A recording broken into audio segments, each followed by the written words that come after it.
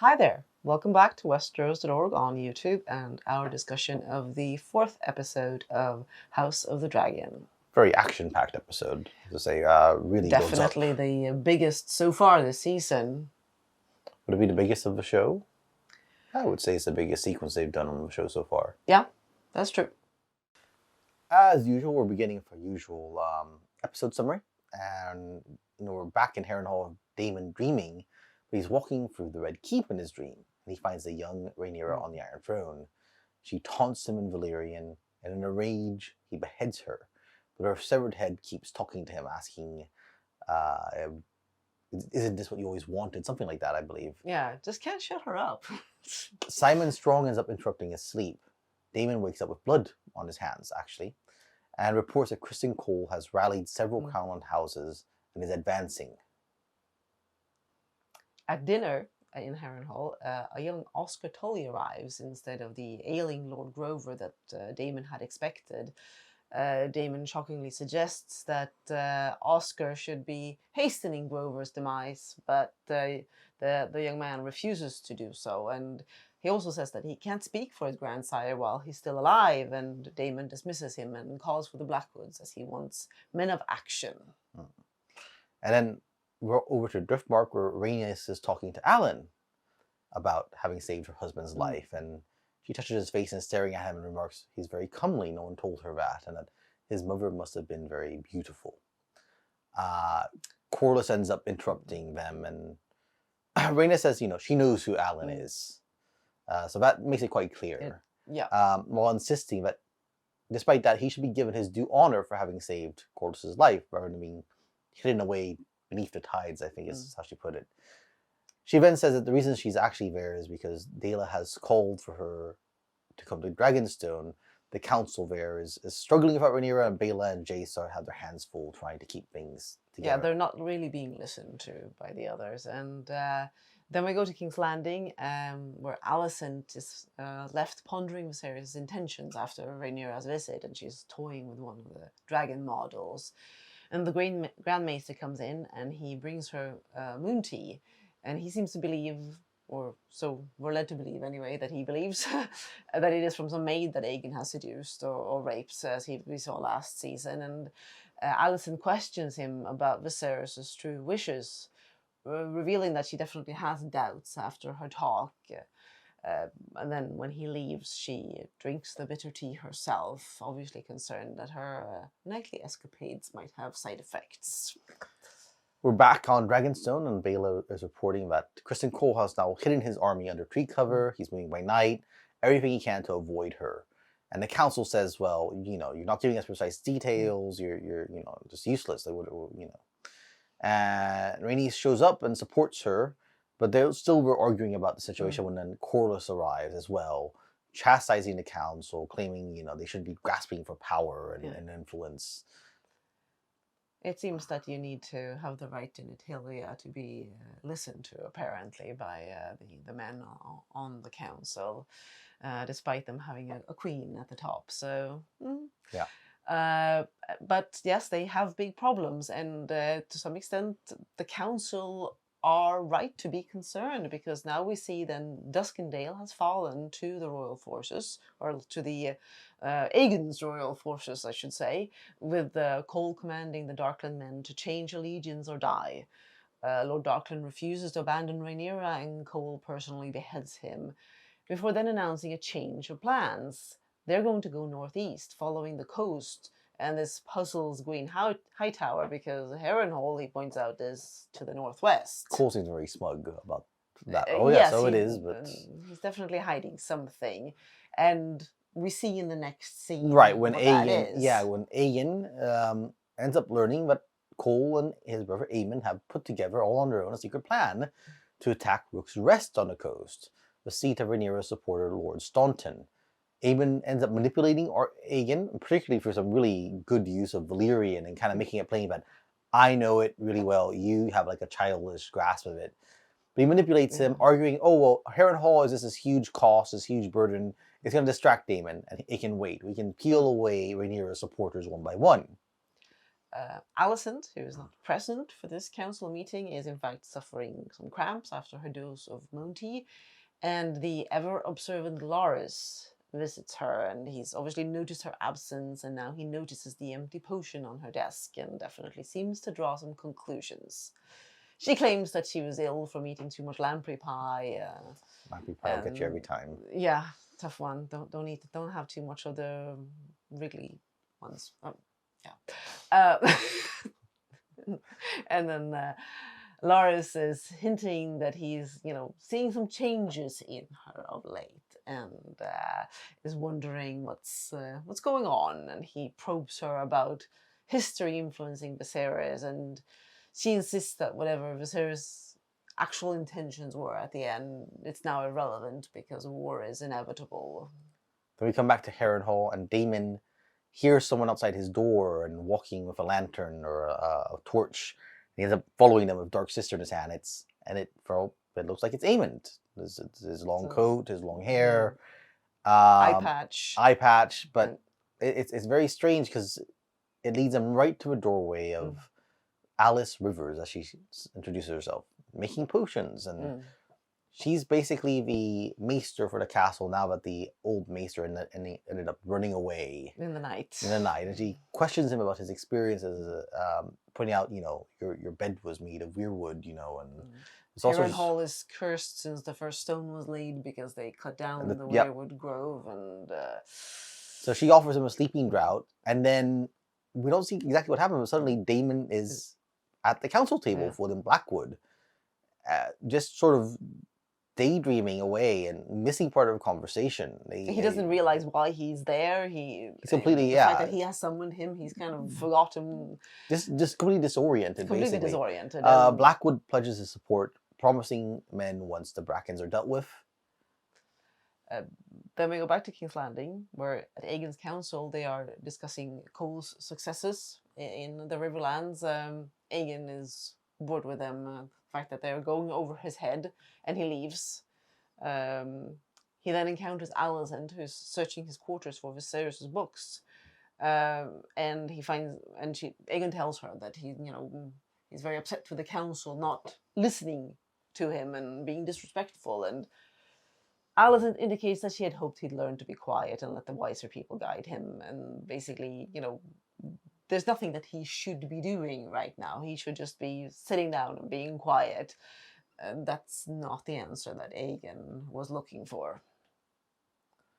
Then we are to Rook's Rest again, where Cole is announcing that they're going to attack, and Gwaine Hightower is protesting. It's a daylight. It's ridiculous. It's insane. And then we switch over to Dragonstone, and we get from them, we need to send a dragon because they've gotten word from Lord Staunton that Cole was just a few hours away. They hadn't expected the attack on Rook's Rest. They had thought he'd continue on towards Harrenhal.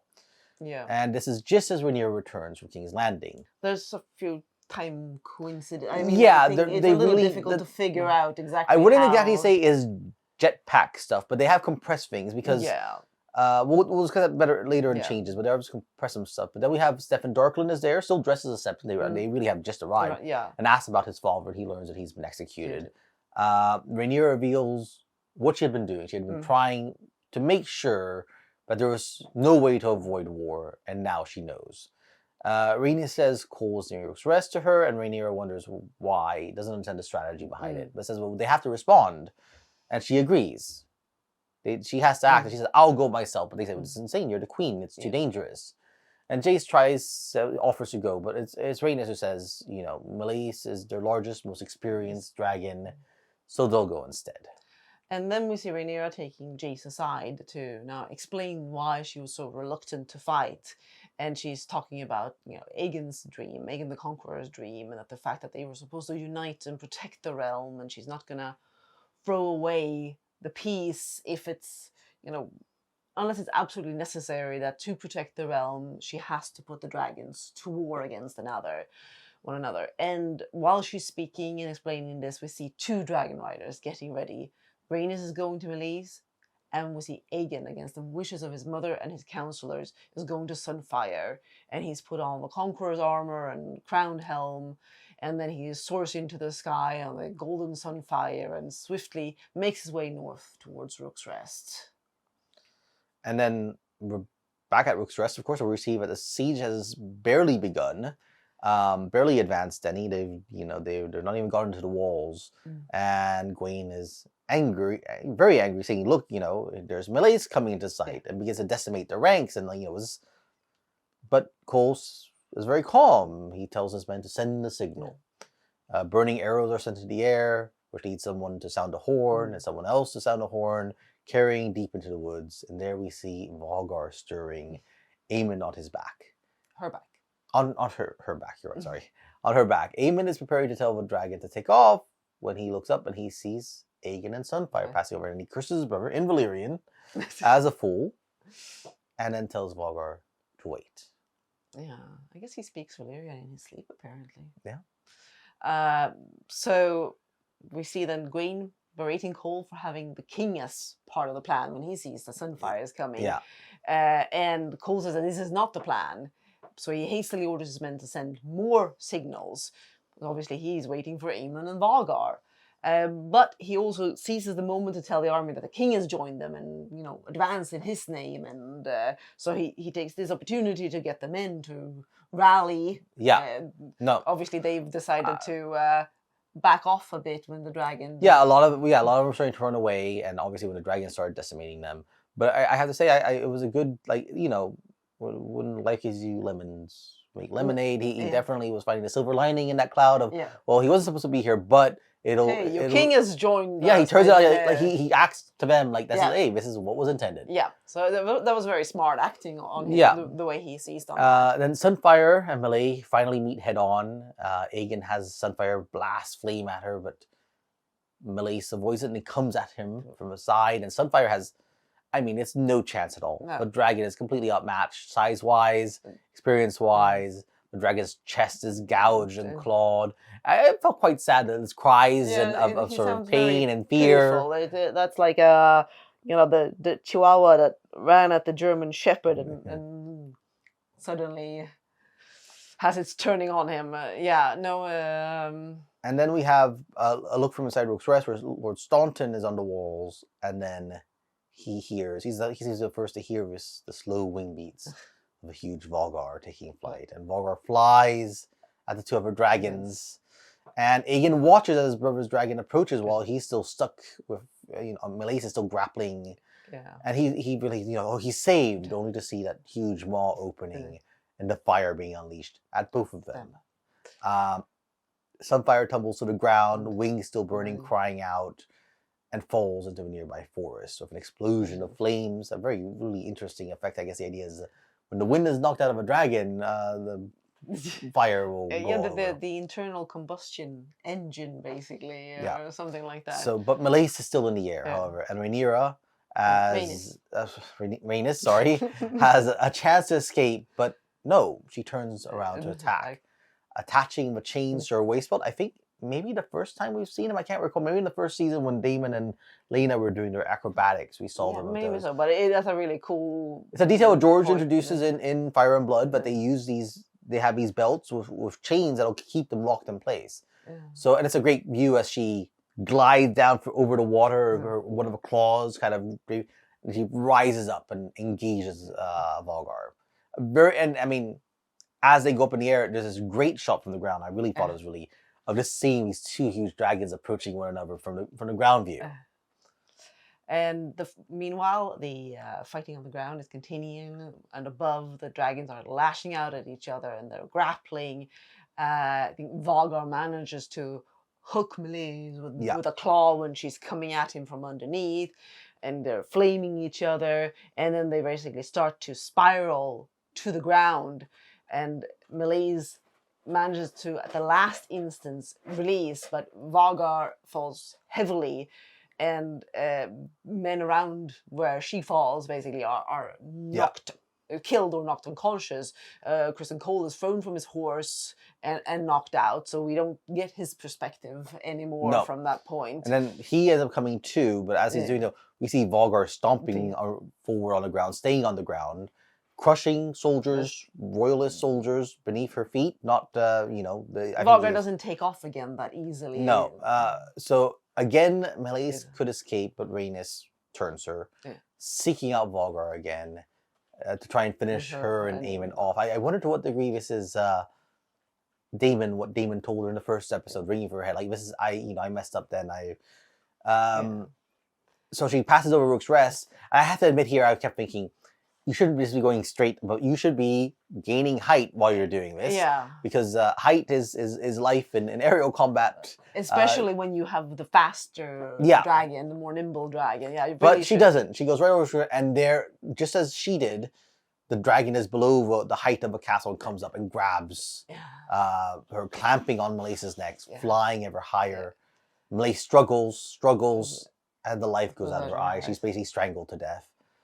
Vogger lets the small dragon go, and we see Rhaenys kind of embracing the fall to her death, crashing into Rook's Rest, shattering it.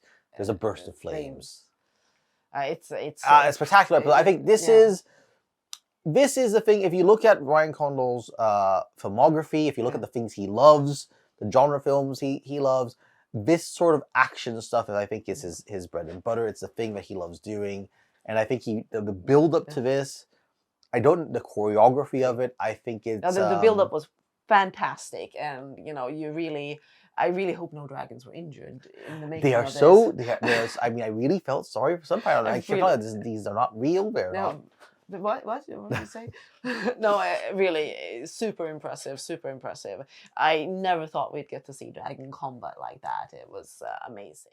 Of course, we're not quite done there yet. In the aftermath of this huge battle, we see Cole waking up to a horrific landscape of burned men, and he touches one armor, a man. He thinks he's sitting down, and it's just ashes inside.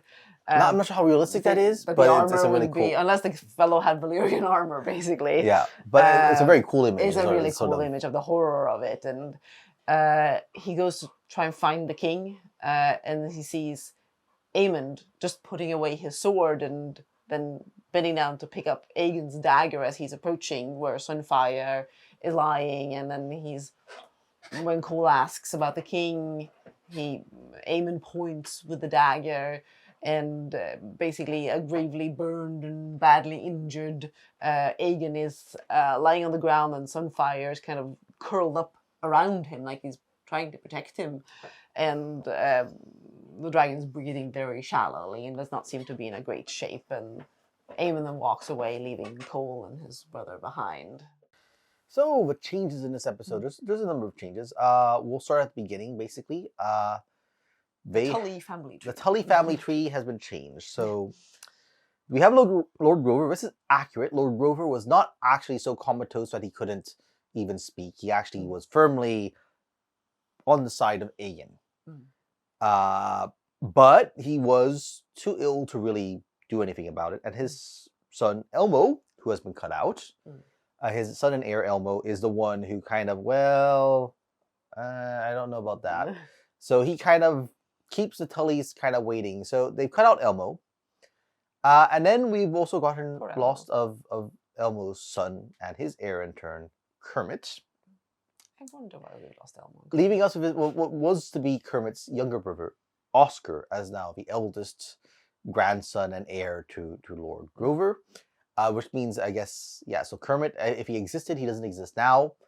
Obviously, you may notice a trend in these names. A lot of people have noticed Grover, Elmo, Kermit, Oscar. Yes, George named them after Muppets. He did this way back when he was writing the Dance of the Dragons material for the Warriors and Fire. We did not do it. We did not do it. A lot of people say, "Oh, it's Elio and Linda." No, we noted it to George because we didn't. I guess we just got like Grover and Elmo, and later we got Kermit and Oscar. We started wondering, like, Grover, Elmo. Well, even Anne Grohl was like, we were discussing it, like, is this maybe he should change it, and then nope. Here comes Kermit. Yep, George actually intended that. Yeah. Okay, well, now why? I've not asked him directly. The one obvious thing was like Kermit is green, and Elmo is red, and Grover is blue. Oscar's also green, actually. Oscar of Grouch.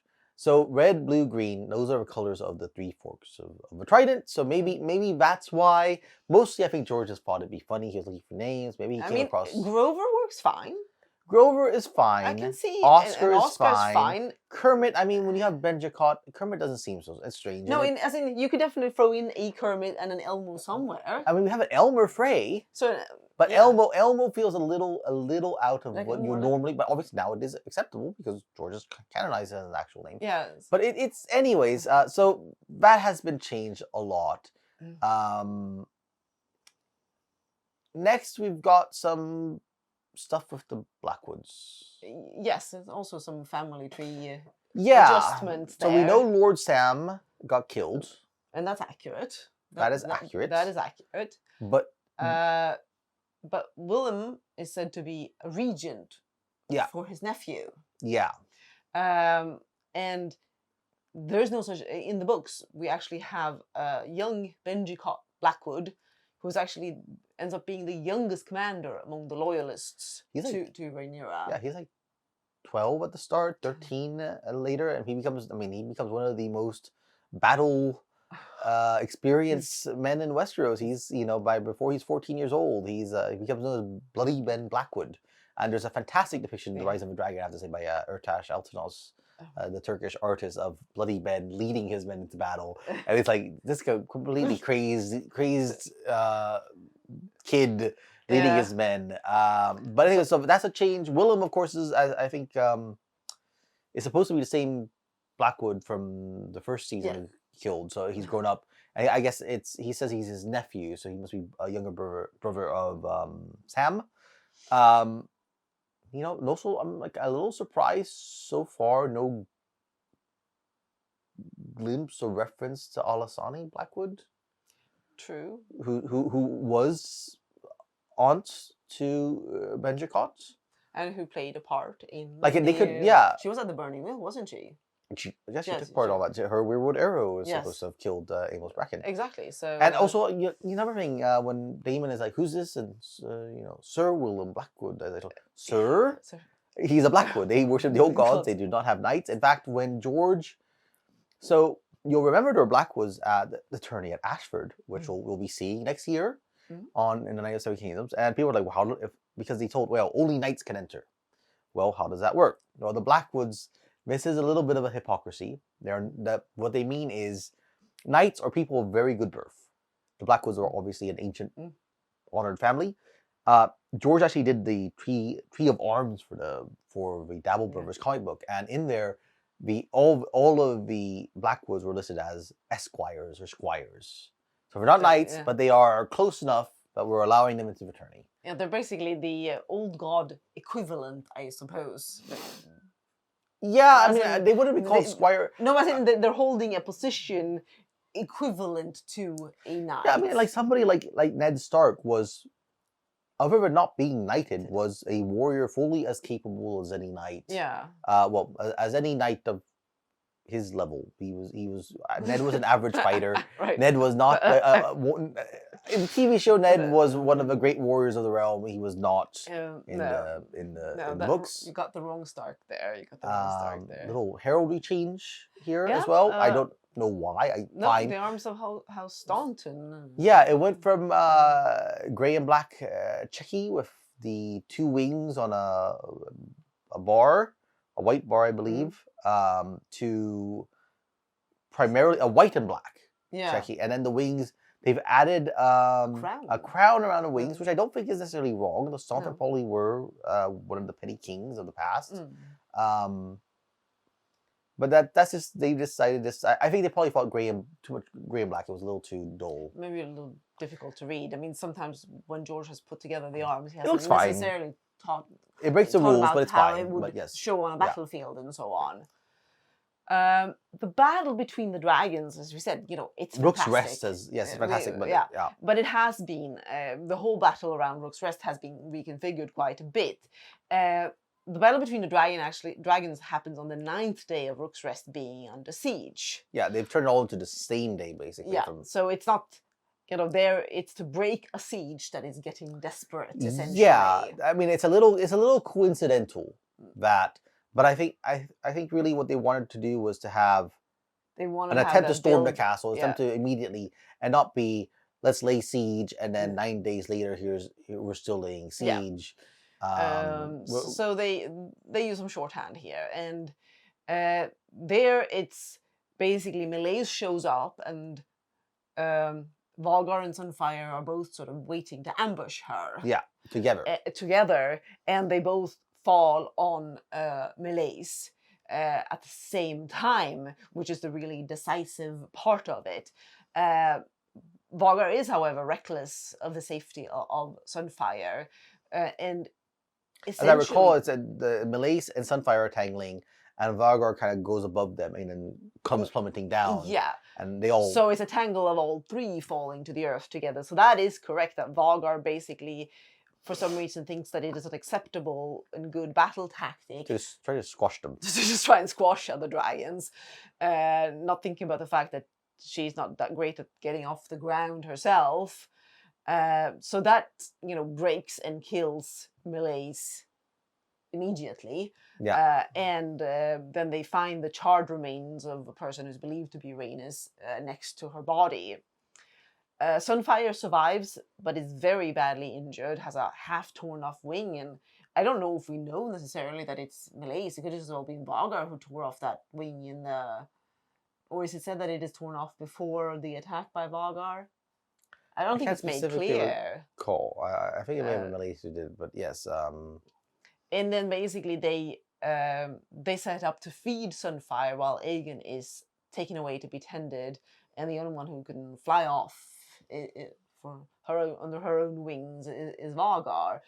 So here they leave it a little uncertain what they're going to do. Yeah, the plan was Valgar versus whoever showed up, not Valgar and Sunfire.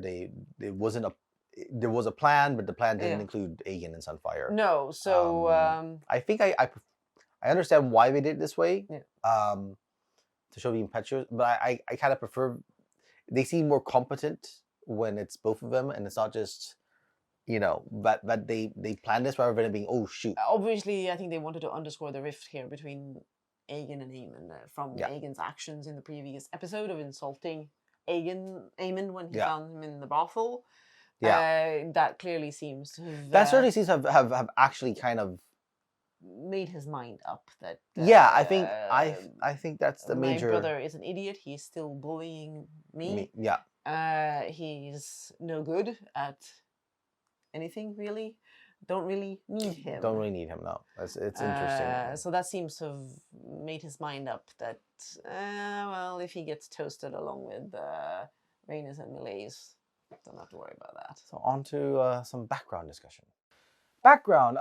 One thing that leapt out of me, I love seeing it, is the arms of House Darklyn. You may notice them. They have a black and gold checky, and then they have on the right side, or left side, depending on how you're looking at it, of their shield, there's a red and 7 white escutcheons, like heater shield shapes. Very cool, very accurate to what George described to us. However, it's not quite accurate to this era.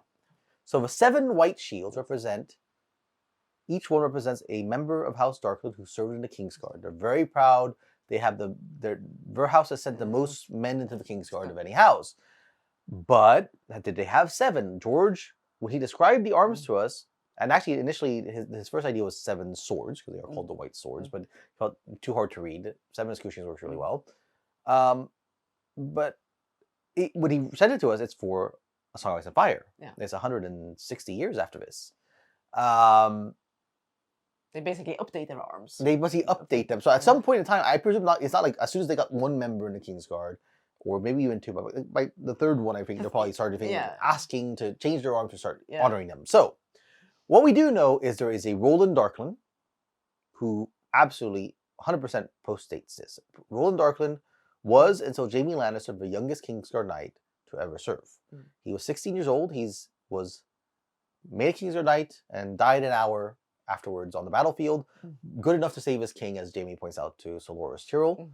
Now we know he is after this time period because we know that Aemon the Dragon Knight at 17 was in his period the youngest knight ever. So this has to postdate Aemon becoming a Kingsguard, which is after this period. So as far as that goes, they have at least one too many.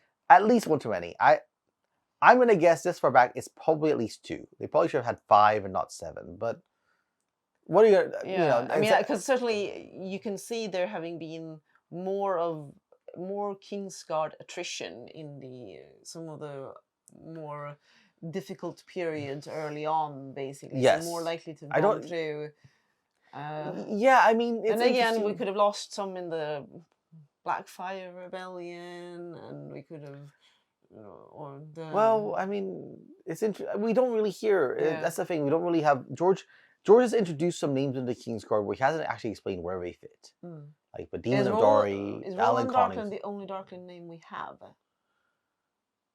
No, I believe one of the first Kingsguard was a Darkland as well. That's right. That's right. And I'm pretty sure was he the first Lord Commander? No. No. Pretty sure that was the Valorian, wasn't it? The first Cordless Valorian, or. Yes, you're probably right on that. God, I'm terrible at remembering these details. You'll have to add them in later as a little note. Yeah, we can put the list of the first Kingsguard and which Darklands we actually have by name. There's also actually at the time of Night of the Kingdoms, there is a Sir Roland of Duskendale, which I recall asking George, is this a Darkland or not? And I think at the time he was being unclear. Like, well, he's from Duskendale. He probably he may have been more of a hedge knight from the area who got elevated. But on the other hand, I mean, usually you don't call people of Duskendale if they have an actual name. But maybe at this point in time, he's like the 6th of the Darklands who's become a Kingsguard, and they've decided, it's the Sir Roland of Duskendale. Well, obviously he's a Darkland because he's a Kingsguard knight. So, so that we're not sure about that one. But in any case, that's the one bit of background. I do love seeing all the heraldry, seeing the it's really cool the Stoke Dwarfs and the Rosbys. I'd love to see a few more of the houses for the Crown Lands. It would be interesting if any of the the Crabs or any of those fellows had shown up to join. Or not, but anyway, it's nice to see more of the heraldry. Dragon facts. Well, we ought to have some of those for this episode, and well, an important one is battle experience. When Rhaenys says that she will go with Meleys, she says that Meleys has battle experience. And also when she goes and we see that little montage of cutting back and forth, once more to battle, old friend or something like that. Old girl, I think. Old girl, yes. True. So when George first wrote the dance material for The World of Ice and Fire, he actually stated that Meleys was no stranger to battle.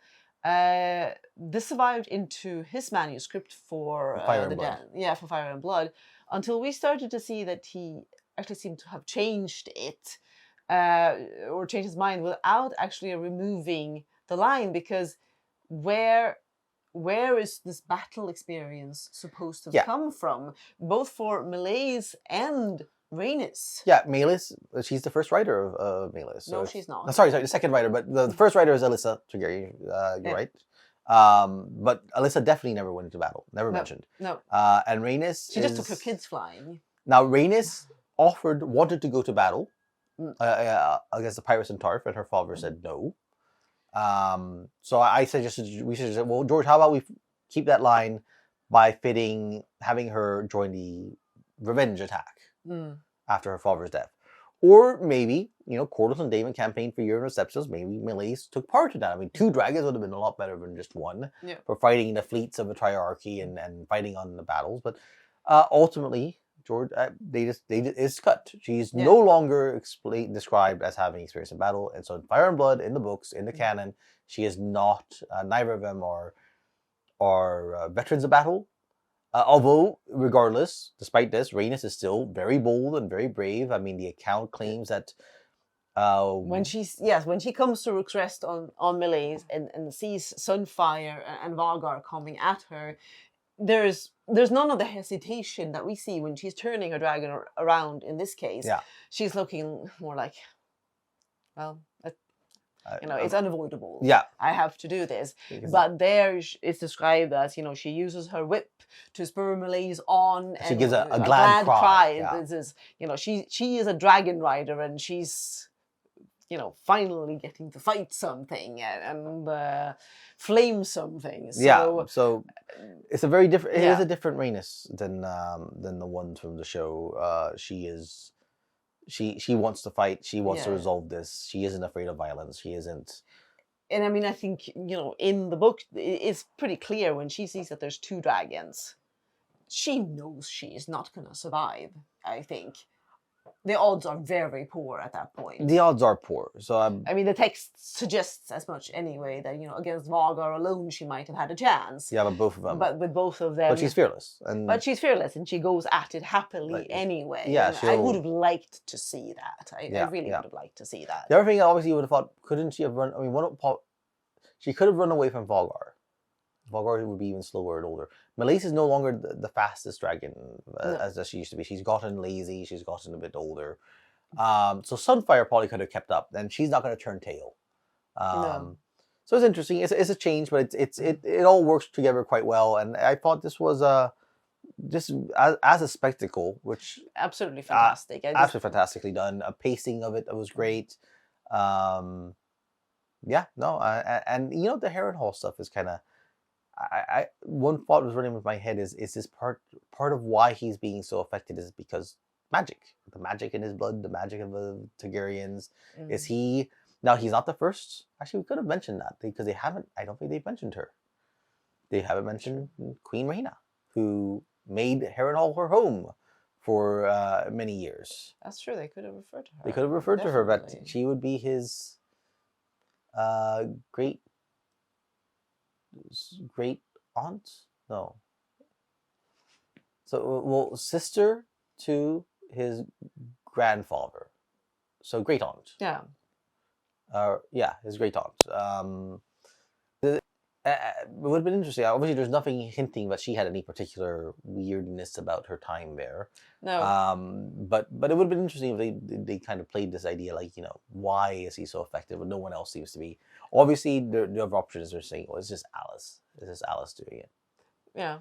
And certainly they've definitely dug into the cursed aspect of Harrenhal and really making it seem like it seems to always be raining indoors, and then no, it's I like what they're doing in sort of the feel of Harrenhal, absolutely, and I can see why they wanted to do more with Daemon than just having him sit there, basically, which is some interesting changes there, and we'll see where this takes us in the second half of the show, I guess. Second half of the show. Obviously, we're. They promised us one more big spectacle. One more big spectacle before the series, so we'll see what that is. Hard to beat this one. Yeah. Until then, guys. Yeah.